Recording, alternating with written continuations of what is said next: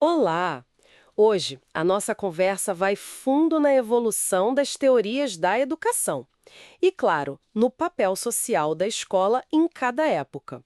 Vamos usar como base um material bem completo sobre história da educação. É interessante, né? Como a ideia do que a escola deve fazer muda conforme a sociedade muda. Aqui no Brasil, por exemplo, a Constituição de 88 foi um divisor de águas.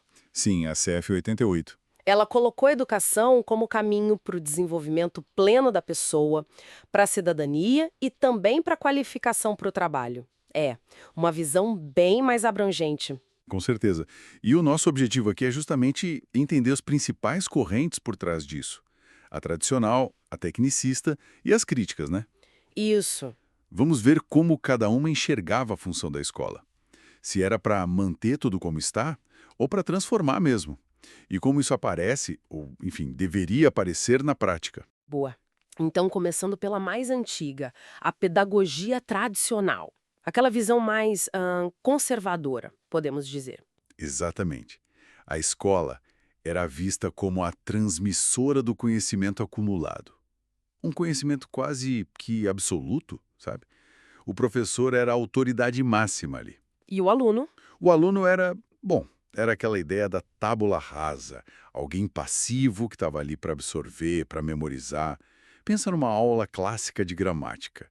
Copiar regra, decorar, sem muito questionamento. Entendi. E a função social disso tudo? Era manter a ordem vigente, né? Formar pessoas obedientes, ajustadas às normas sociais. A ideia era adaptar, não transformar. Era reprodutora, essencialmente. Mas aí as coisas mudaram um pouco, né? Especialmente ali pelos anos 60, 70, surge a pedagogia tecnicista. Com uma cara bem diferente. Sim, outra pegada total. Muito influenciada pelo positivismo, sabe? Aquela crença na ciência, nos fatos.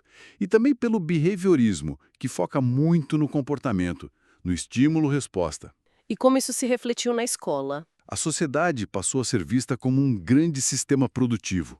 E a escola, bom, a escola virou quase uma engrenagem para preparar a gente para esse sistema, para o mercado de trabalho, basicamente. O professor virava um técnico, então, e o aluno. Isso.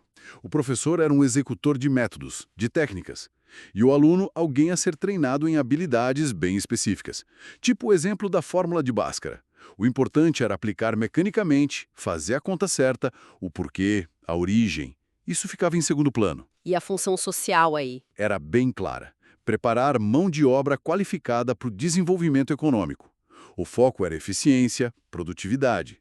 Mas, claro, isso gerou críticas, né? Imagino. Uma delas é que essa visão acabava esvaziando o lado político da educação. E ao focar só na técnica, talvez alienasse um pouco, reproduzindo desigualdade sem questionar. Faz sentido. Bom, e como reação a tudo isso, vieram as teorias críticas, as progressistas. Aí o jogo virou mesmo, né? Virou completamente. A ideia central aqui é: educação nunca é neutra, é sempre um ato político. A escola, então, ou ela reforça a ordem social, ou ela ajuda a transformar. A visão é dialética, sabe? Foca nas contradições, nos conflitos como motor de mudança. E o aluno nessa visão? O aluno aqui é protagonista, é um sujeito histórico, ativo, crítico, capaz de pensar sobre a própria realidade. E qual seria então o papel social da escola para essas teorias? A emancipação, a mudança social, formar cidadãos conscientes que consigam ler o mundo criticamente e agir para transformá-lo. A escola vira um espaço de diálogo, de construção de conhecimento que faça sentido para a vida. E no Brasil é impossível não pensar em Paulo Freire, né?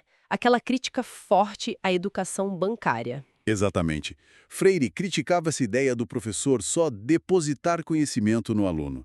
Ele propôs o contrário, uma educação problematizadora, dialógica, que parte da realidade das pessoas. Aquela frase dele é marcante. Sim, ninguém educa ninguém, os homens se educam entre si, mediatizados pelo mundo. Um exemplo prático seria um círculo de cultura discutindo trabalho, por exemplo, ligando a alfabetização com a análise da condição social deles. Muito potente. E temos também o Dermeval Saviani, com a pedagogia histórico-crítica. O O que ele traz de diferente? Saviani também é crítico, claro. Ele reconhece que a escola tende a reproduzir as desigualdades sociais. Mas ele aposta que ela pode superar isso. Como? Como? Através da apropriação crítica do saber sistematizado. Ou seja, as classes populares precisam dominar o conhecimento científico, histórico, cultural, mas não de forma passiva, de forma crítica, para entender e transformar a realidade. Entendi. Tem um método para isso? Sim, ele fala da prática social.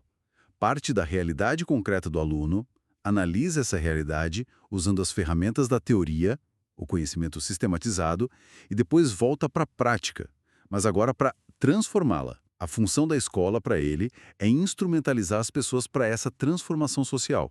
Promover o homem, como ele diz. Interessante notar como a nossa legislação mais recente, a própria CF 88 que a gente citou, e a LDB, nossa Lei de Diretrizes e Bases, parecem beber muito dessas fontes críticas, né? Pois é, Falam em pleno desenvolvimento, cidadania, qualificação para o trabalho, uma função social bem ampla voltada para a democracia, para o desenvolvimento humano.